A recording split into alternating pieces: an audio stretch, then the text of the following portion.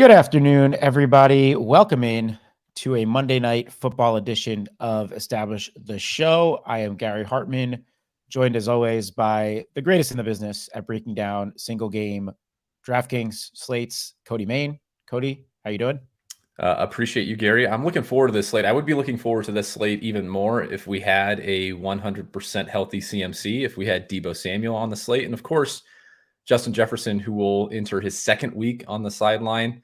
Makes it a little bit less compelling, but I think there's a lot to break down here. A couple of cheap options that might be popping in your optimizer of choice. So I think a lot to discuss on this slate. Yeah, tough run out for the NFL when they probably scheduled this one for Monday night with a 2-4 Vikings team. No Justin Jefferson, no Deebo Samuel, less than 100% Christian McCaffrey. I don't think that's what they envisioned, especially for all us fantasy bros out there. Anytime the Niners appear on a slate, it's kind of hard trying to determine, is it George Kittle night? Who are we playing into? But maybe it's a little bit more condensed tonight. We'll discuss all of that. Cody, anything that jumped out to you from a 10,000 foot view when you wrote the article up earlier this week? Yeah, I had to pull up Edwin's comment here because I would generally agree with you. You look at a 7-point spread. You look at a team that will roster Christian McCaffrey, Brandon Ayuk, Brock Purdy, who people are starting to come around on. And on the other side, you have, Kirk Cousins in prime time. You have a team that does not have Justin Jefferson. But the reason why you're seeing the roster construction percentages the way you are is because of the pricing structure of this slate. I would agree on most 7-point, we're looking at a 7-point spread. Most often you would see closer to 35, 40% 4-2. When I say that, I mean 4 49ers, 2 Vikings. You're seeing, 28.2%. And that might get pushed up a little bit as people try to force it in a little bit more than maybe our projections are indicating. But it's tough from a pricing perspective because CMC is still very expensive, because Ayuk is very expensive. Deebo Samuel is no longer on the slate. And then you have some of these Minnesota options that, yeah, they look a little bit less attractive on paper against this 49ers defense, but they're really cheap. And from Addison on down, they look relatively nice after you factor in price, and especially after you factor in ownership. So I think that's why we're going to see this spread here, maybe a little bit closer than you would expect. And it's already been brought up in the Established Throne Discord that the 5-1 stuff will probably get pushed up. And I agree with that. I think it'll probably come in closer to low to mid-teens. Maybe we're looking at 15 or 16% by the time it's all said and done. But it's tough to build these 5-1 49ers teams that you feel really good about because a lot of the value is on the Minnesota side. Yeah, for sure. And, let's dive right in off of that to quarterback. And usually in games like this, especially where there's a lot of fantasy firepower, the quarterbacks are two of our biggest stars. And I think in this game, especially, that is not the case with Brock Purdy and Kirk Cousins. You mentioned in your article, Kirk Cousins has not been playing so well. I don't know if it's coincidental since Justin Jefferson's gone down or whatever it's been. And plus you have the primetime Kirk Cousins narrative. Purdy, you get the $400 discount, and that seems, very good to me for cash. But how are you approaching both these quarterbacks tonight? Yeah, usually I'm a quarterback apologist, at least when it comes to cash game contests. And I think I will still be there for Brock Purdy. I think we can get him out of the way first at 10-2 as a 7-point favorite. I know this offense is going to lean a little bit more run heavy than we would probably like for our quarterback to be. But CMC potentially banged up a little bit. I still think that he can distribute the ball out there to his pass catchers, and they're going to put up points, and hopefully some of those points either come from the right arm of Brock Purdy. And if that's the case, that you're going to get enough out of him at 10-2. The best thing about quarterbacks on these single game slates is that, of course, they touch the ball on every single play, and that means that if the offenses are humming, they usually have a big role in that. So I like Brock Purdy at 10-2. I think I would come in over that 58.6% total ownership at flex when I'm talking about tournaments, and still probably a bit under that 9.1% at captain. My assumption there is that if I get a good game out of Brock Purdy, I probably get a great game out of one of his pass catchers. So I would rather have Brock Purdy at flex in tournaments and have one of his receivers at captain in those instances. For Cousins, on the other hand, it's tough. He's $400 more expensive. He's got a worse base projection. You're still seeing similar-ish ownership there. But I think the way that cash game roster construction sets up tonight is to try and avoid Kirk Cousins if you can, because you can get a similar projected player with somebody like TJ Hawkinson or Jordan Addison or somebody much, much cheaper like Brandon Powell in this passing attack at a much cheaper price point and not have to deal with, Kirk Cousins, the Kirk Cousins in primetime narrative. And you get the scoring environment, the way that it's going to set up on a PPR friendly site like DraftKings. You get those PPR friendly type receptions from his pass catchers if they do fall behind early, which, Vegas is expecting them to do. So 10-6, a really tough price point for Kirk Cousins. That's why you're seeing 5% captain ownership, which I still feel like is pretty efficient. And that's why you're seeing 48.1% total ownership. The way that I want to try and deploy Cousins on tonight's slate would be as a flex only option in lineups where I have somebody like Hawk or Addison at captain. So hate to say it, but not a lot of love for the primetime Cousins narrative tonight. Yeah, it's a tough one for me to get behind too. I mean, we just saw the Niners, I guess, defense struggle in a very surprising loss last week. You can paint the narrative, hey, this is at home for Minnesota. If maybe they can kind of take something away, or if San Francisco, if you want to make the argument that they're reeling, I would make that argument. I would make the argument that they bounce back strong. They don't let themselves lose 2 weeks in a row as 7-point favorites here. But that would be the Cousins bull argument, I guess, is that at home, you're into the Vikings side to keep this game closer, and he spreads the ball around. But I'm with you on the captain stuff, especially in teams like this, especially with San Francisco, with the ceiling on Ayuk, CMC, Kittle. Usually when we have Debo in there, it's just so high. I have a hard time wanting it to be Purdy as my captain, but I don't mind getting above the field and flex, as you said, to have that exposure when those scenarios do hit. Going over to running back here, I actually want to start on the Minnesota side because we'll talk the Christian McCaffrey thing. I think is a little bit longer of a conversation. This is an intriguing spot to me because Alexander Mattison is really cheap. And I get, again, matchup, not fun against the San Francisco 49ers, but you broke it down in your article. Cam Akers has not eaten into this role in too meaningful of a way. Obviously, he's going to be in play for you at 1,800. And Madison has not run great. He's not been efficient, but the role is there. And at this price and ownership, I'm definitely interested on this slate. I feel like I back myself into these corners quite frequently where I'm in on players who have a good role. They're underpriced, but I don't know if they're actually good at football or not. And Madison kind of fits that build for me tonight. Like, I think Madison is an okay NFL running back. I don't know if he's great. This is not a fun matchup to go against the 49ers, particularly as a 7-point home underdog. And I'm not a huge fan of the Vikings offensive line. So there's a couple of negatives there right off the bat.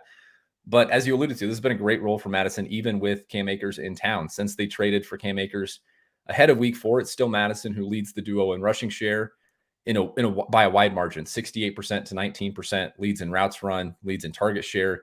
He's out there for short down and distance. He's out there for long down and distance. He's out there for 2-minute snaps.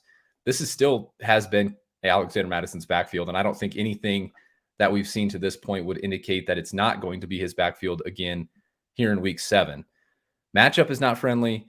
Game script certainly doesn't favor him, at least if you're looking at it on the surface. I think in order to get excited about Alexander Mattison, where he's priced between a couple of guys that we'll talk about next, KJ Osborne and Jordan Addison, I think you need to tell yourself a narrative that this game plays a little bit closer than the 7-point spread indicates, and Minnesota can try and lean on the run game a little bit more than they would like to, just because of positive script. So that would be the one benefit to go into Madison. I think if there is a guy in this mid-tier range on either sideline that happens to get squeezed, I think it probably is Madison, because when people look at those price tags, they'll think I can get those dump offs to KJ Osborne. I have more big playability with Jordan Addison. TJ Hawkinson isn't that much more expensive. So I think Madison, of any Viking in particular, is going to be the guy that is likeliest to get squeezed out here a little bit. See, and these are all the reasons that I like him. And I think I completely understand what you're saying. You want game script to maybe go in a certain way for you to be into Madison here. But at the 6,600 tag and for the floor that I think he brings with this role, I could see an argument. I could see them being down by 2 touchdowns. And he's had over 7 targets or at least over 6 targets, I think, in 3 of the 6 games so far this year. And, it just might be where he compiles his way to 14, 15 points, and at 6,600 in the flex, that's what you need. So I don't love him in captain very much because I don't see the scenario that gets him there. If the Vikings stay close, I think it probably happens on the back of Kirk Cousins. If it's a Niners game, I think that he doesn't have the ceiling to be in that captain role. But I think there's a lot of scenarios here, especially at this ownership, where I think between the leverage you get by getting over the field in flex and the floor potentially, kind of bring back type option there for Madison, that I'm very interested at 6,600 if he's going to be around 30%, maybe gets squeezed a little bit more. So it's ugly, but the way I'm painting the picture in my head, it makes sense, and I guess that's anything in DFS, right? Right. It makes sense when I tell myself the story. Even from a box score watching perspective, if you look back at his box scores, of course, they had that terrible week 2 game where he scored 5.9 DraftKings points against the tough Philly run defense, but it's been 13.4, 17.5, 10.8, 12.6, 11.2, kind of that really consistent double-digit fantasy point production. And yeah, if you're transitioning from a main slate where 10, 11, 12, 13 points means nothing to you on a main slate, where options are limited, where price definitely matters, where it's a single game slate where you have a certain amount of options available to you, 12, 13, 14, 15 points can be plenty from somebody who's 6.6K on a slate. So I think thinking about it in that perspective for Madison, who feels pretty safe to give you double digits in this spot, but also pretty unlikely to give you 20 plus in this spot, makes him a pretty interesting flex option, I guess, regardless of game script. Yeah, and I think they trust him a lot in pass protection. So I think even if he's inefficient, especially in this type of game, like I think his snap share is very, very safe, which is kind of where I think that floor comes in with some dump offs and things like that. I know a lot of talk on Alexander Madison with all these players on the slate, but I think it was a worthy conversation. Cam Akers, I think very, firmly in there as the RB2, a reasonable form of salary relief on this slate. What's your level of interest in the former Ram?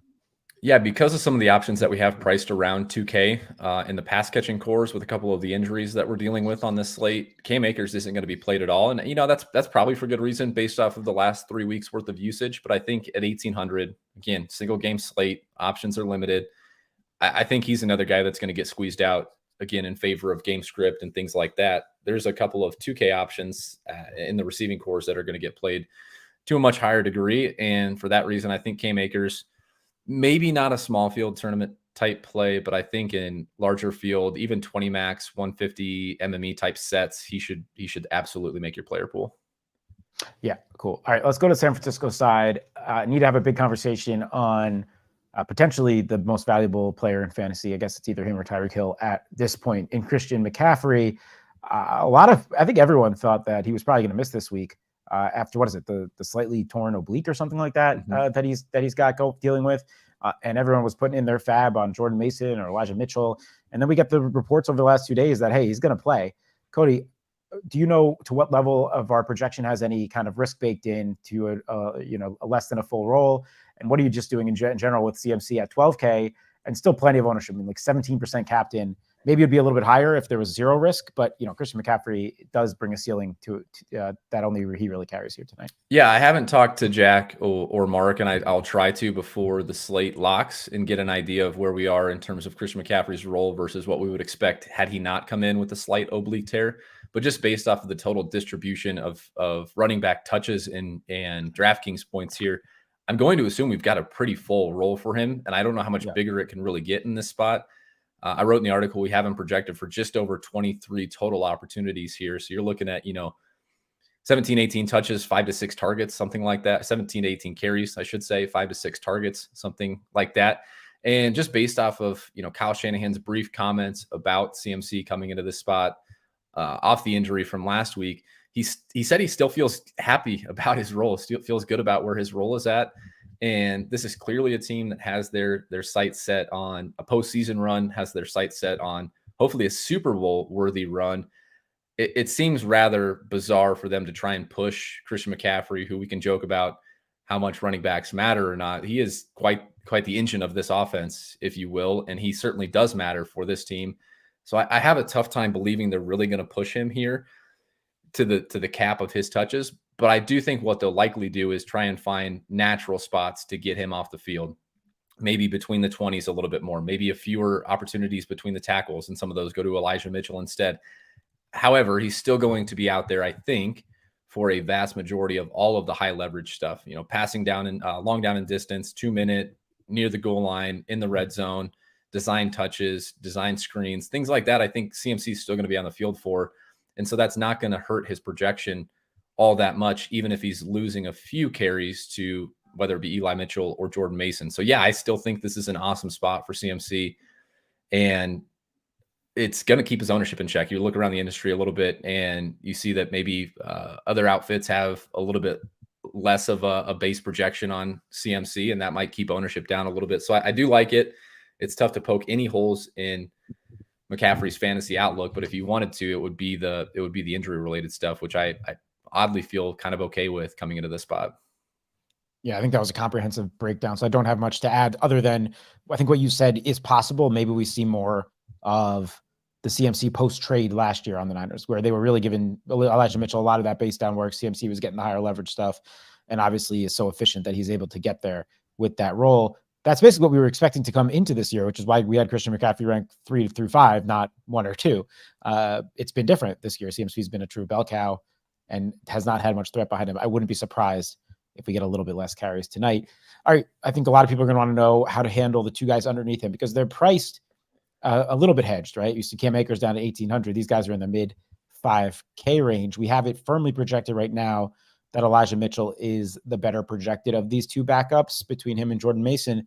But we did see Mason, after CMC go down, kind of get a larger role. So we have a bunch of questions in chat. Maybe people saying, hey, should we play both these guys in lineups that fade Christian McCaffrey?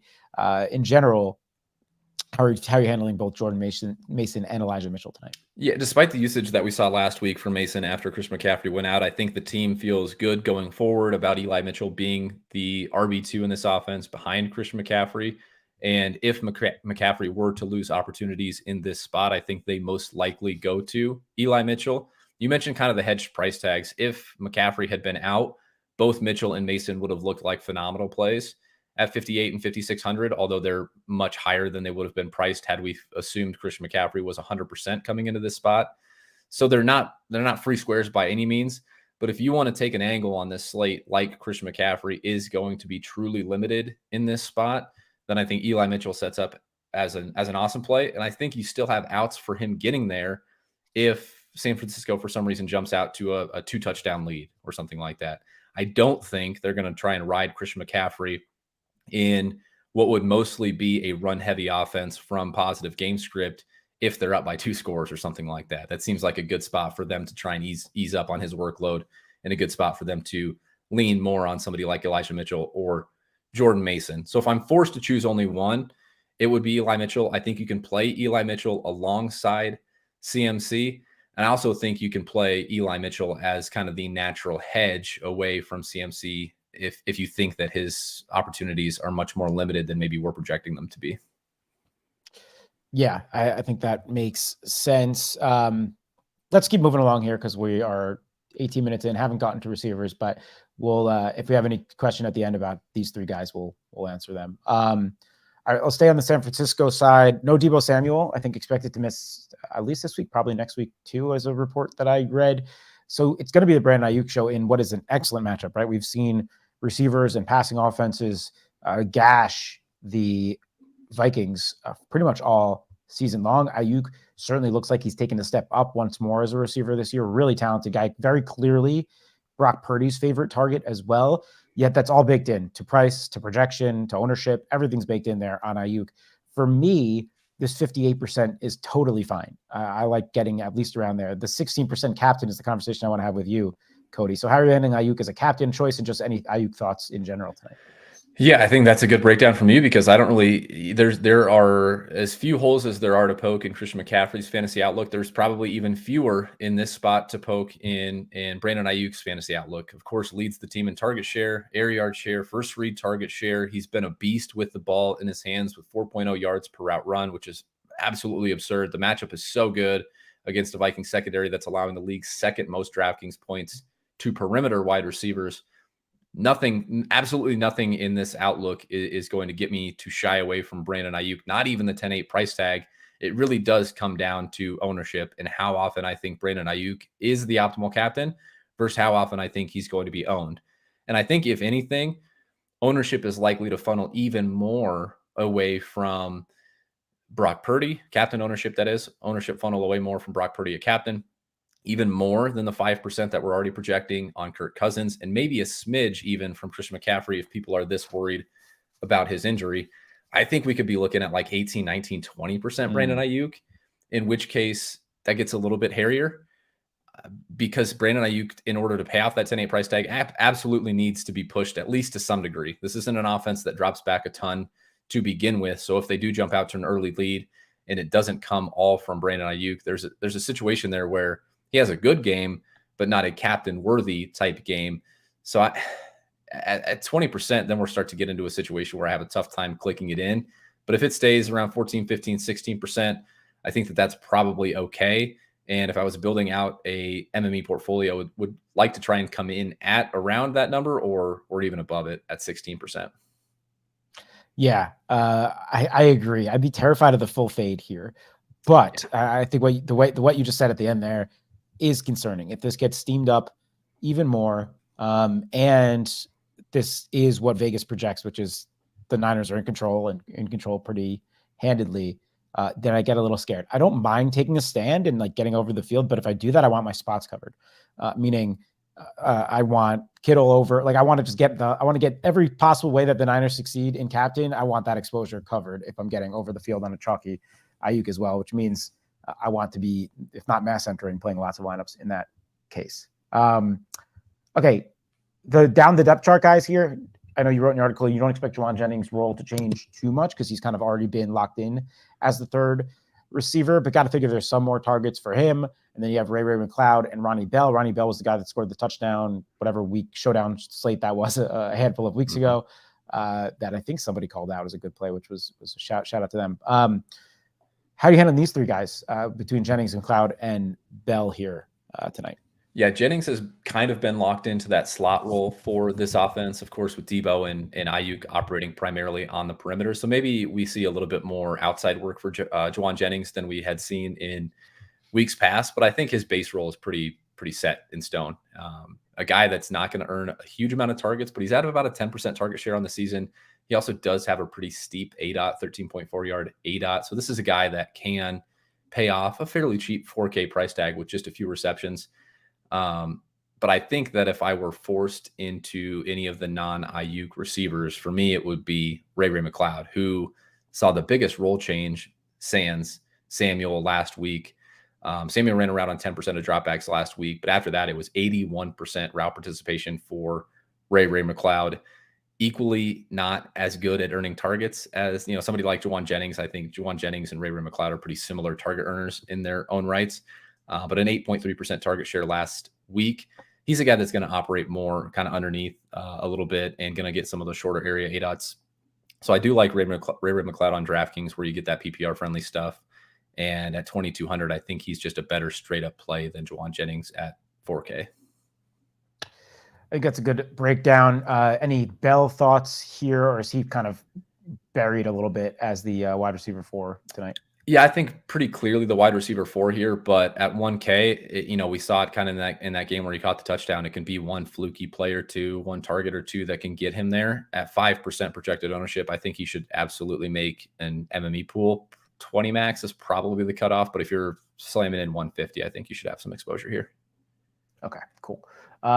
Let's go to the Minnesota side. And I usually loop in tight end, but I think both teams have tight ends that are worthy of their own conversation. So we'll do that after.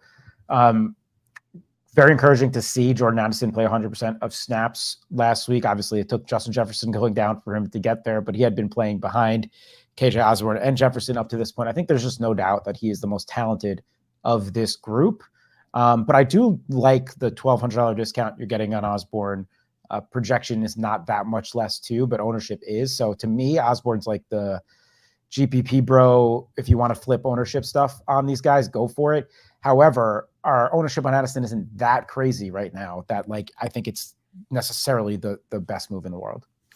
Yeah, this is the situation that I think is most interesting to keep an eye on, where ownership lands on all these guys. And then to me, that means Addison, KJ Osborne. We'll throw TJ Hawkinson in there at 8,800 and then Alexander Mattison at 6,600. They're all kind of priced within, 1,800 to 2K, somewhere in that range. And I think understanding where ownership is going to go, not only in the large field stuff, which we'll try and settle in by the time the lock rolls around, but also where some of the small field steam is going to end up. And I think just based off of market projections, just based off of name value and trying to catch lightning in a bottle, Jordan Addison is going to be the highest owned of that bunch. I just don't know how much more outsized it gets than guys like KJ Osborne and Alexander Madison. I think the base projections on those guys plus the discount is enough to keep them kind of in the same tier of ownership. But if I start to get the sense that Addison could push upwards of, 45, 50% or more, then I start to get a little concerned. If I think they all remain fairly close, I don't mind eating 5 to 10% more ownership on Addison to get him over Osborne. I just think he's a better player. I mean, I hate to try and give too many football related takes, but we've seen a lot of KJ Osborne. I think there's a pretty safe floor, minimal ceiling type outlook on somebody like KJ Osborne. We kind of know what he's going to give us. I think Addison, a little bit of the unknown aspect. I think he's just better overall football player at this point. At least shows us some of that upside, and we could get some of that upside with him at 7,600. So if I was forced to choose, and I think ownership's going to hold, I think I would try to push the chips in on Addison in this spot. Yeah, my only fear is you say you think ownership's going to hold. I think everyone wants to click Addison, and I think you're the best at creating these ownership projections than anyone in the business. So I've learned at this point to not doubt your numbers because you always come in. It's seemingly very close on all these guys. But if there was one spot tonight, I think that people would paint themselves a picture based on game script and player, it would be him.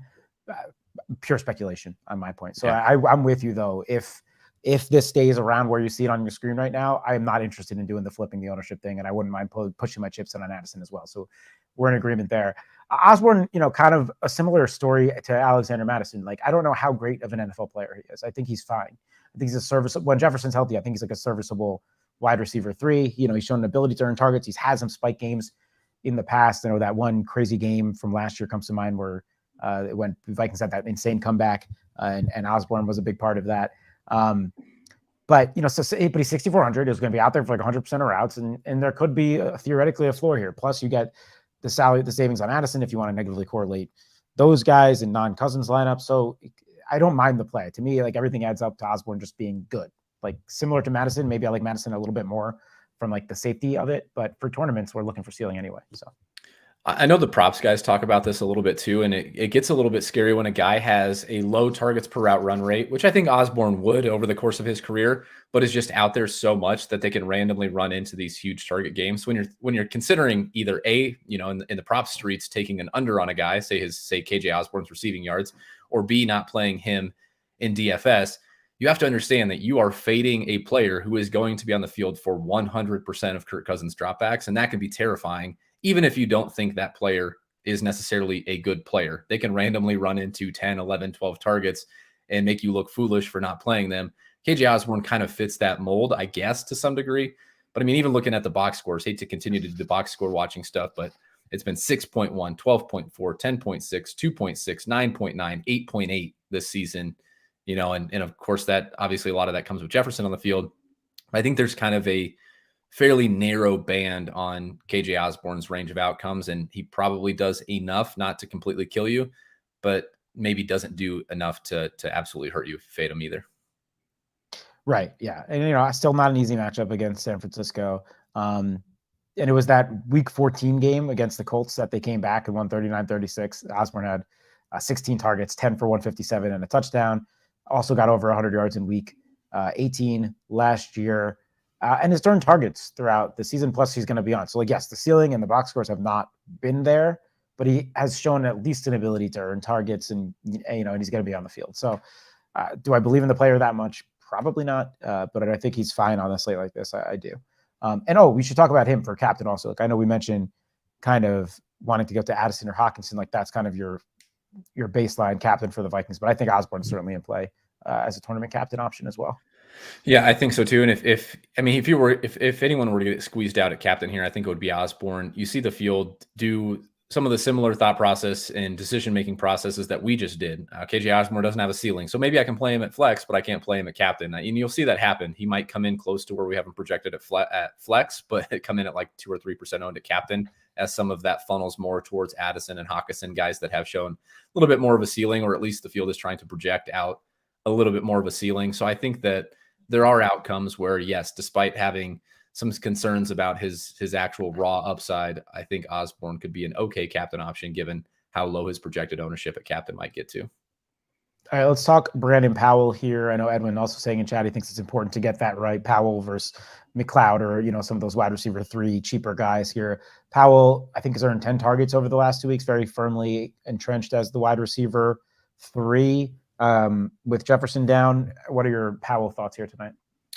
Yeah, it's a much different slate and it's a much different player, but Brandon Powell at 2,800 feels oddly similar to Michael Gallup at 2,800 from that Chargers Cowboys slate a couple of slates ago.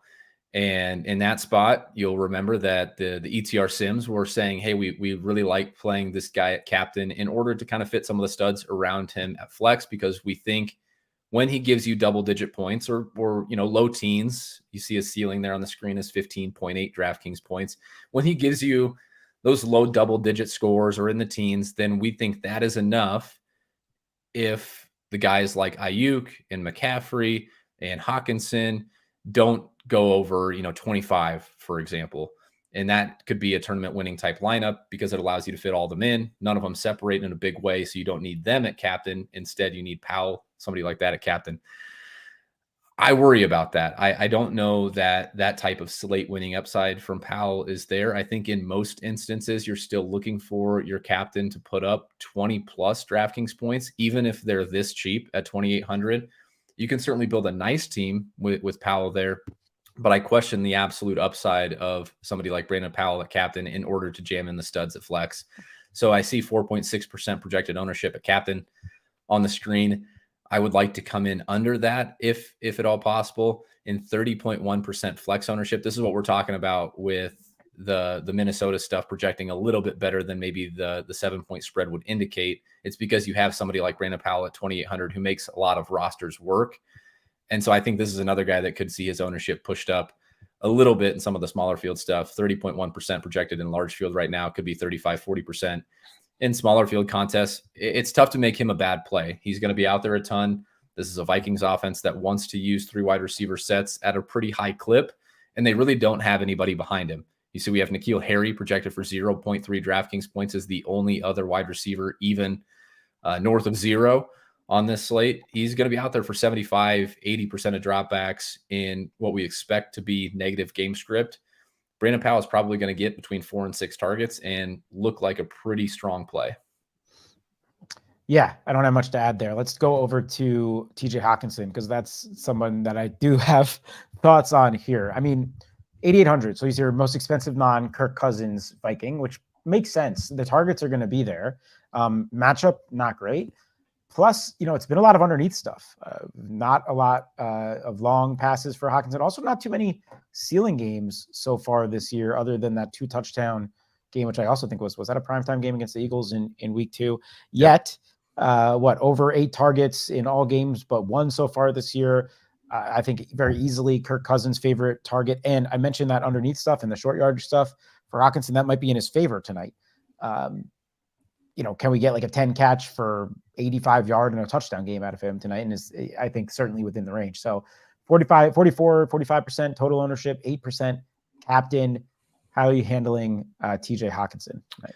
It's going to be interesting to see what the field does here, because you have George Kittle, who's cheaper. You have Jordan Addison, who's cheaper. And then, of course, the 2 big dogs right above TJ Hawkinson. He's kind of in this no man's land price point at 8.8K. Will the field just say, give me the cheaper guy that projects similarly with somebody like Addison or Kittle? Or will they say, well, if I'm already spending 8,800, I might as well just go up to somebody like Ayuk and CMC? So I don't know if this 8.9% is going to hold, if it's going to go higher, if it could squeeze out and go even lower. I think generally speaking, with Justin Jefferson out, the field at large is pretty into TJ Hawkinson. And I think it'll probably hold close to 8, 9, 10% at captain. In order for TJ Hawkinson to put up a slate winning type score at the captain position, he probably needs to find the end zone, right? Like you just mentioned it, the short 8 stuff, he's getting 8, 9, 10 targets, but 8, 9, 10 targets on a really low 8 probably isn't going to be enough in and of itself for him to find a captain worthy score. He's probably going to need to find the end zone. So if I am playing TJ Hawkinson, I kind of want to make dang sure I've got Kirk Cousins at flex and just hope TJ Hawkinson does have a touchdown or multi-touchdown performance like he did in week 2 against Philly. And if that's the case, Kirk Cousins is probably getting carried along for the ride, but I just don't know that without finding Pater that TJ Hawkinson has that type of ceiling to beat the Ayuks and Kittles and CMCs of the world on this slate. Excellent breakdown. And I'm most interested if he gets squeezed, which and you broke down at the beginning of your analysis there how that might happen, and I do think that's possible. But yeah, I mean that 8,800 tag just makes it tough to want to invest heavily in Hawkinson tonight. Again, wouldn't fully fade it because I think there's a path to compiling points with receptions and then just falling into the end zone, and then boom, that 8,800 is still needed. But it's that's a tough tag. I guess Josh Oliver would be the 200 tight end of punt here. Should make your MME pool, I presume. Yeah, I agree. He should make your MME pool. And part of the reason why is like this team can go more 2 tight end set. We just talked about how they don't have a wide receiver 4 really to throw out there. And if that's the case, they might be using more 12 personnel, might have Josh Oliver on the field a little bit more. We know Josh Oliver from kind of the preseason days back in Baltimore. He is a target earner or has been a target earner in the past at various levels of football. And at 200, I think he should certainly make the MME player pool. Beautiful. All right, let's talk George Kittle. Always a hotly debated topic for DFS, for one game slates, for best ball. Somebody that I always love in best ball because he has these spike weeks, and that's kind of what you're looking for. Trying to pinpoint them for Showdown or DFS is a whole other story. He seems to do them on some of these big slates, and we already saw one big game this year. Besides that, have not seen much. You could paint a picture tonight that it's a good matchup, that no Deebo Samuel. You also always have to remember the floor with George Kittle. Last week, 1.1 points. Week 4, 1.9 points. He sandwiched those with a 27.7 score with the 3 touchdown game. You could also make an argument, I think, Alan in chat says, Trent Williams, best offensive lineman in football, probably out tonight. Does that mean more George Kittle blocking? Because he's probably the best blocking tight end in football. Do they need that?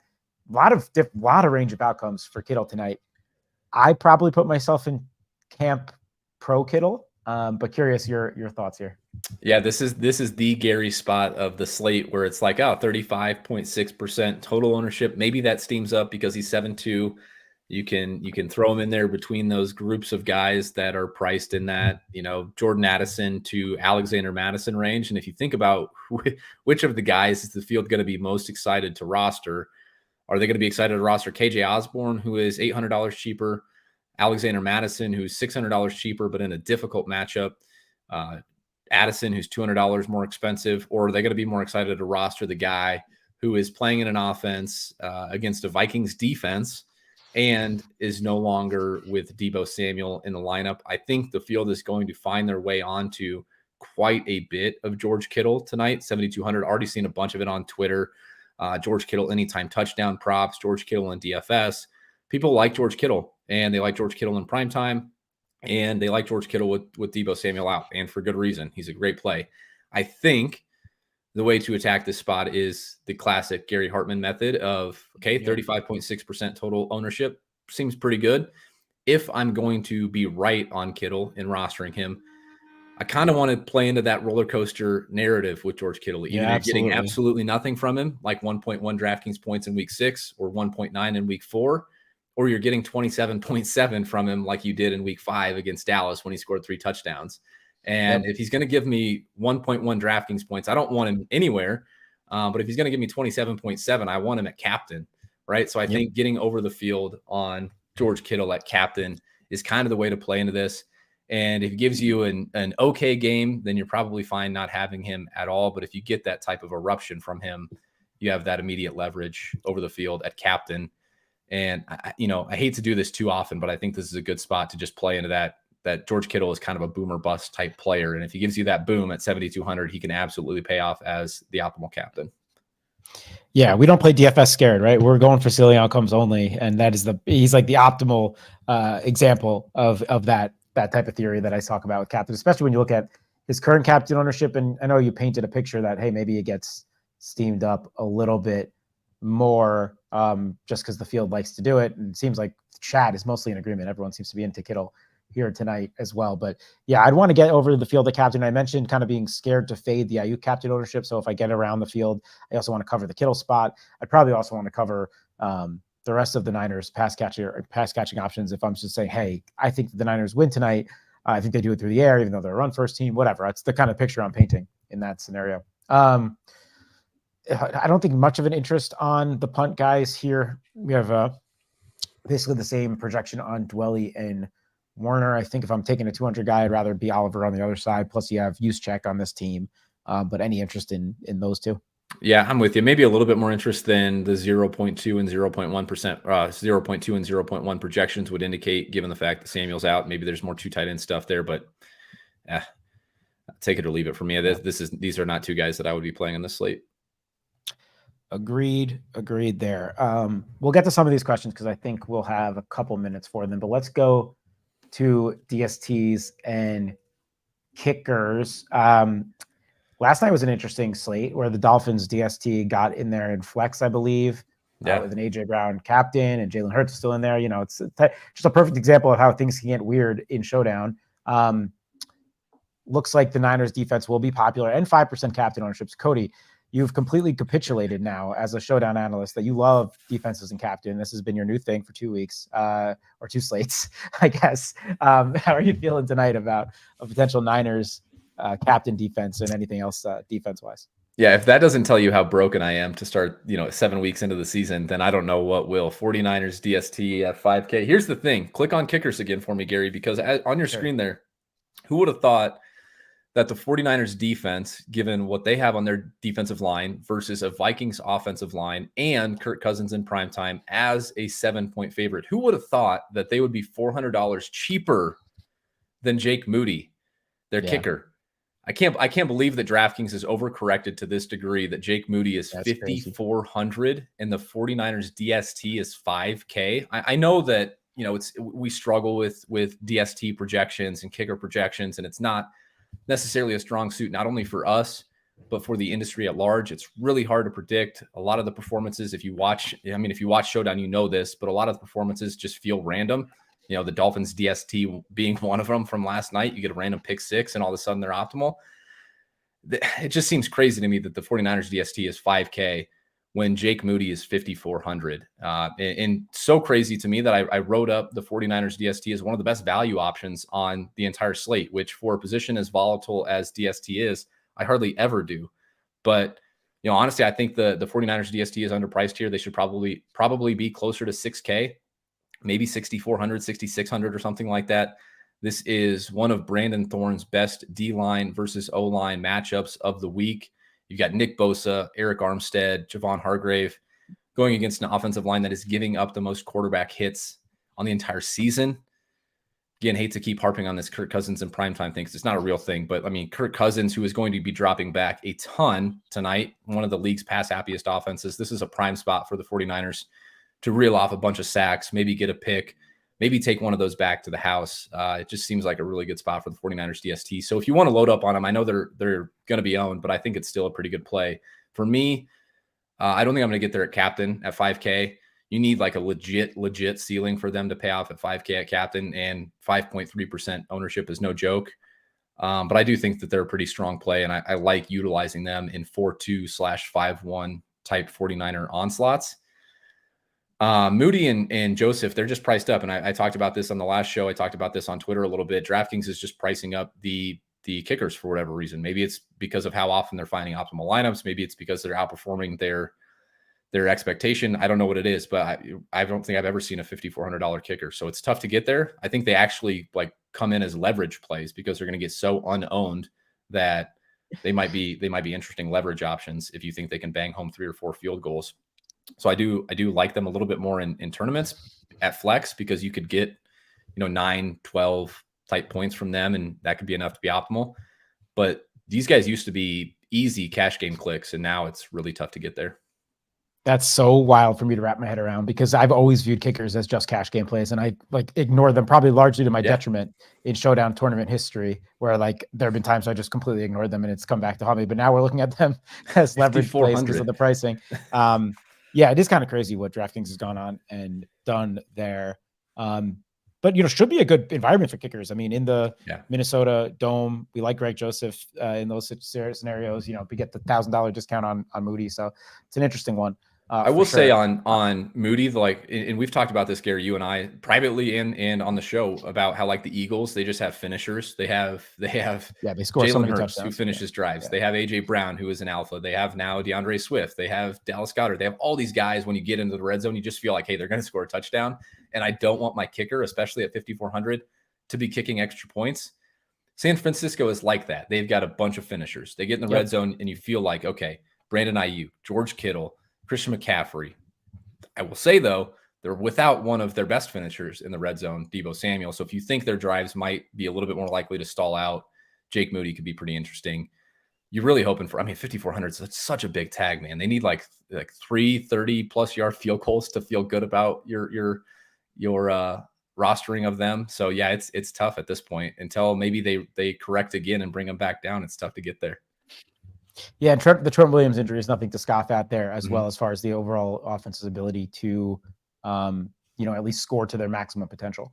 But I'm with you. I think this is a team that scores touchdowns. I like Jake Elliott last year was a frustrating kicker to own on our main event team for that reason, because they were never seemingly lining up for field goals. The Niners seem like the Vikings seem like the opposite of that to me. No data. This is all purely our football guy takes here, if you will.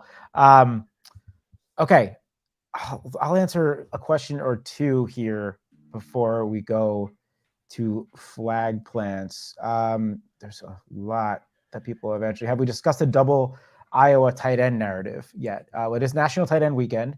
You have 2 Iowa tight ends. People love the Iowa tight ends.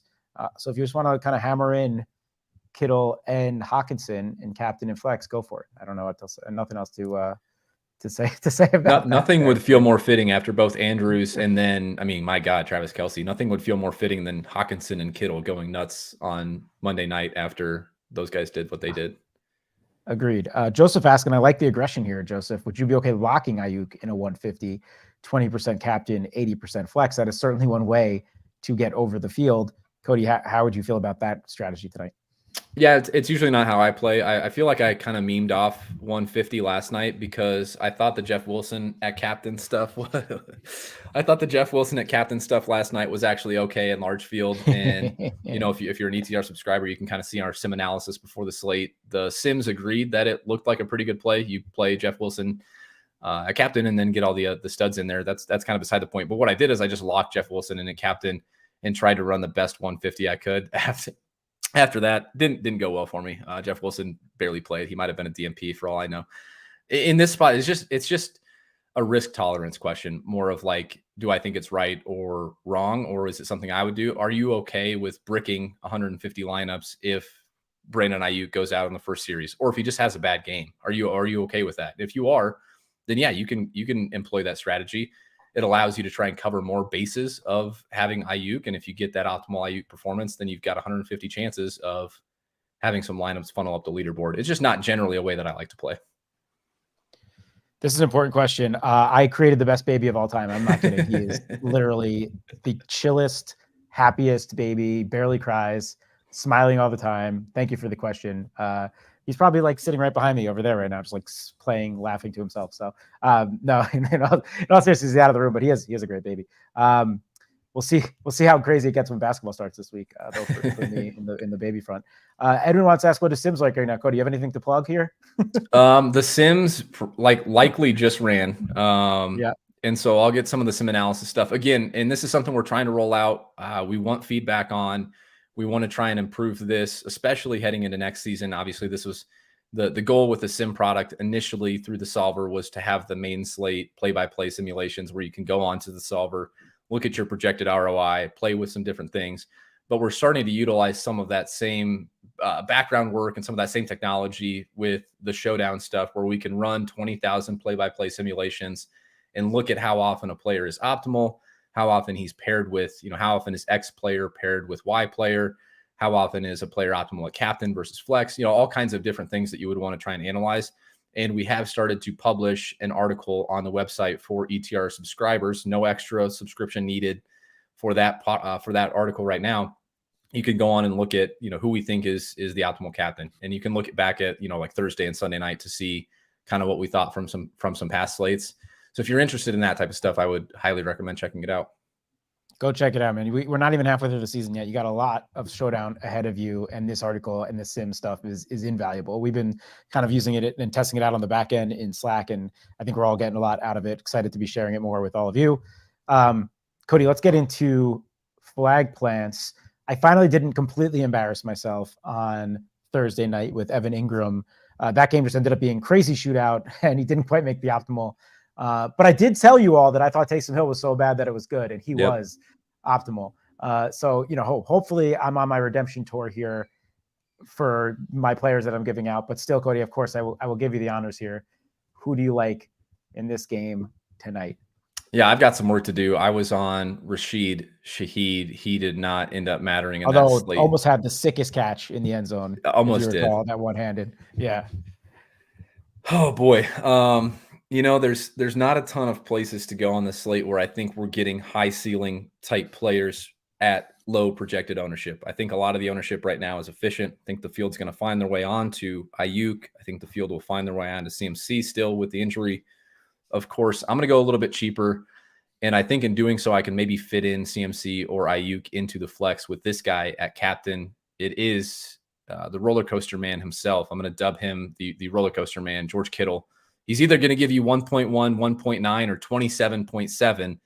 You just pray to God that it's 27.7. And I don't think I'm going to end up overweight on Kittle at flex, where I think he probably pushes north of 40%. But I am going to try and get above that 6.5% captain ownership on a guy that legitimately has multi-TD upside. You just have to hope you roster him on the day that he finds those multi-TDs. Yes, George Kittle for Cody. That is probably where I would have went as well, but I'm glad you went there because it allows me to embarrass myself once more tonight for the entertainment value. Give me Alexander Madison. I know I sound really high on this player. I'm not necessarily. But I just think at 6,600, people are going to play a lot of Jordan Addison. I think KJ Osborne will be pretty efficient in his pricing. I just think a lot of dump off stuff. I know we're talking about it in the Slack before. Maybe he falls into a touchdown. Maybe there's some fluky turnover that gives the Vikings the ball in the two. I don't know. But at 6,600 with the role that he has, I could see him appearing in the flex, optimal flex more often than his 30 plus whatever % ownership is appearing. I don't know if I love him at captain. And I know that maybe I don't know what people consider our definition of flag plants are. But for me, it's getting over on Alexander Madison, particularly in flex here tonight. So yeah, there you have it for me on Madison. Cody, people asking about the article for the sim stuff on site. Is that all just appears on site at some point before the game here? Yeah. So because we're running the sims after projections are final and after ownership is final, it is an article that is mostly automated. And basically what you're getting charts and some brief automated blurb type analysis that is just trying to be instructive on what the simulations are seeing. If you check in on Discord, the article will be posted there. Otherwise, it'll be on the main page for any given slate, Thursday, Sunday, and Monday, just the primetime slates, usually 2 to 3 hours before lock. Okay. There you have it, everybody. I know Edwin was plugging NBA stuff for me in chat there before. We start NBA tomorrow night. There's no doubt in my mind, and I know this because I'm going on, I think, my 4th season here working for the ETR NBA team, which is insane. But I am in the weeds, in the grind every single night, helping with projections, top plays. I'm on shows Monday, Wednesday, Friday.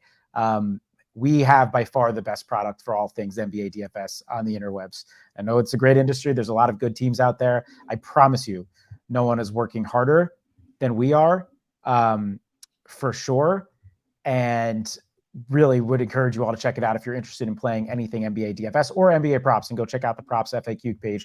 We crushed those year in, year out, 2 years in a row of massive winnings there for us on the props team. So very excited for NBA to be back. And you will see Dink and I on the show on Wednesday. I think Gallagher and Dink will be doing a show tomorrow, but really pumped. Can't believe it's already here. Very excited for that. Before I go, I will just give you guys a little bit of a taste of what the sim analysis article looked like for what I guess this is for Thursday night. Yes, so this was for Thursday night. So what you're seeing, what Gary pulled up is on the y-axis, you're seeing our our optimal ownership, right? So like how often they're appearing in the optimal across 20,000 simulations. On the x-axis, you're seeing projected captain ownership. So that was that slate that we talked about at, I think they were 3K or 2,800, something like that. The Jaguars DST actually looked like, relative to price and ownership, looked like an awesome captain option. Rashid Shaheed, kind of the same thing.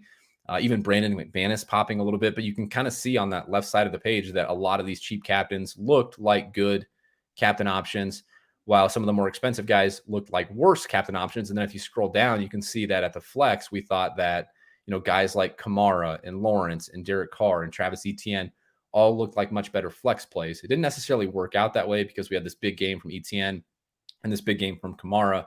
That's kind of what the Sims were showing on that slate. Get your double-digit points from the Jags DST or from McManus or from Shaheed, and that allows you to really jam in these studs that look like awesome plays at flex. So that's kind of how you would want to utilize those charts there. And then further down, we hand select 3, 4, 5 potential captain options or just options that we find interesting on the slate.